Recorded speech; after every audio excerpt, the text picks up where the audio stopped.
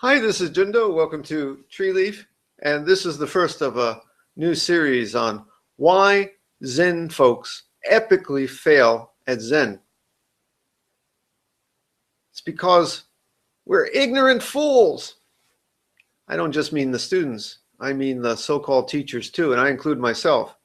This is the first of a series of talks I'm going to be giving on why I've seen Zen folks fail during the 30 years I've been practicing. And when I say it's because of your ignorance, and I mean you, it's not something I'm saying, it's something the Buddha said way back when. All sentient beings are ignorant. We are all foolish. And it is because of that ignorance and foolishness that so many of us are bound to fail. You see, I think Zen, all of Buddhism, has been something of a failure since it came to the West. Don't get me wrong. I also think we've put down deep roots and had great successes. But the fact of the matter is, when I go to Zen groups here in Japan or the many I've sat with in North America and Europe, well, I see there are always about 30 people, maybe a dozen, sometimes less, sometimes a little more. But where are all the people who have come to sit for a day, a few weeks, a few months, and then drift away? My joke is, if all those people showed up on the same day, we'd have to rent a football stadium. But yet Zen seems to be something that causes a lot of people to drift away. Even people who have been practicing for years sometimes get disillusioned, sometimes start looking for something else. Why? In the coming weeks, I'm going to talk about why I believe what those causes are. Today, I'm going to talk about how Zen was oversold, overpromised, and then we turned around and undersold ourselves. But there is something here beyond, and this is Zen speak, beyond and right through, over and under. What do I mean that Zen and all Buddhism was oversold? Well, when it came here in the early decades, it was supposed to be a panacea, a cure-all for everything. You know, Zen teachers, all Buddhist teachers, they were these fully enlightened masters, beyond all failing. A lot of this was based on what we were reading in the legends and sutra books and other stories, the koans that were coming from Asia, you know, about ancient masters who were fully enlightened, and they seem somehow beyond being human.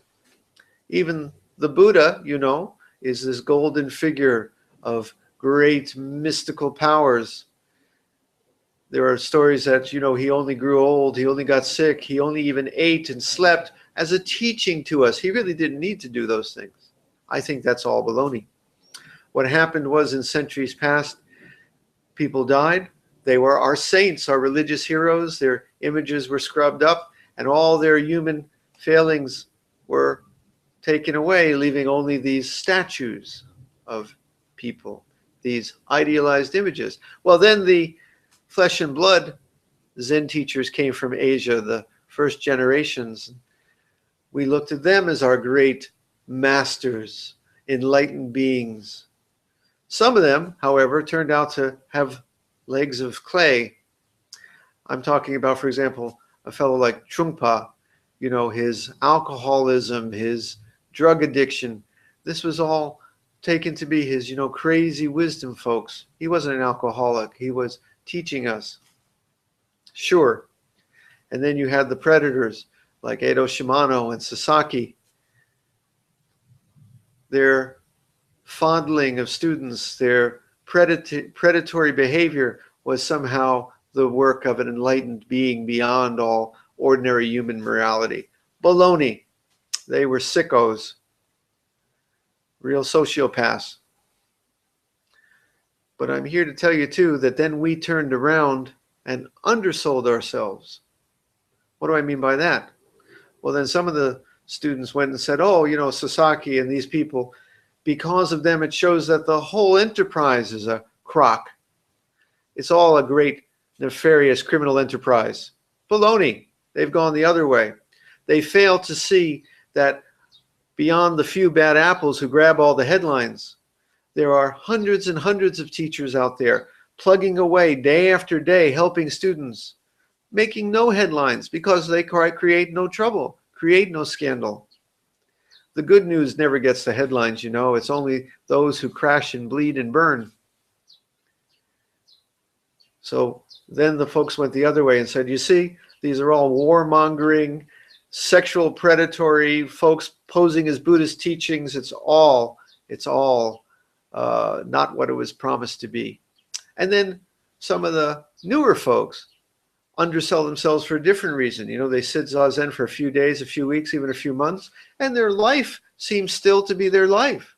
You know, they still got stress, they still got sad days, they still got their fears of yesterday and regrets and fears of tomorrow and their personal bad habits. Hey, they're still human beings. So they think this Zen thing, this Buddhist thing isn't working. Let me try the next guru. Let me try the next self-help book. Those people are ignorant fools too. Why? The true treasure here is not a matter of underselling or overselling. The true treasure, the true promise, is something that steps right through both over and under. What do I mean by that? The traditional Mahayana image, if you look back, is of the lotus that rises in the muck, but it never escapes the muck. It is of this world, but not of this world, you see.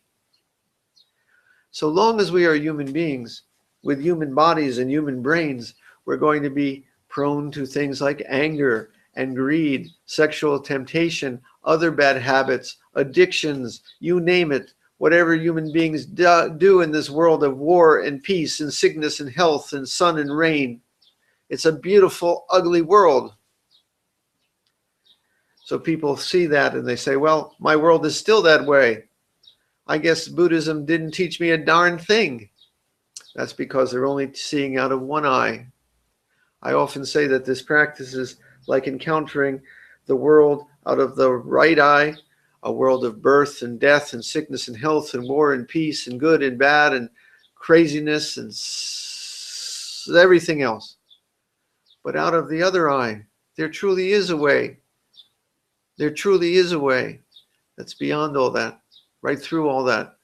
No birth, no death. You know, I like to say the Buddha himself, he never found a cure for sickness, old age, and death, shown by the fact that he eventually became sick, grew old, and died. And yet he did. Out of the other eye, there is a realm beyond all human division, categories, a peace that holds all the broken pieces, as I like to say. I promise you. But only when you see the world out of both eyes at once, one perfuming and flavoring the other, samsara becomes clear. Only when you see both ways. If you try to be only on one side, I'm only going to live in this way, well, not in this human body. And if you go the other way, you're going to become disillusioned. Only the two eyes, the clarity of the two eyes together, bring the clear eye of the Buddha.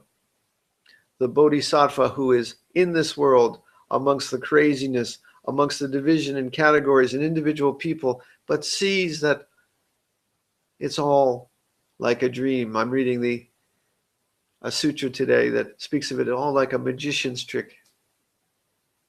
Seems to be real, but not quite.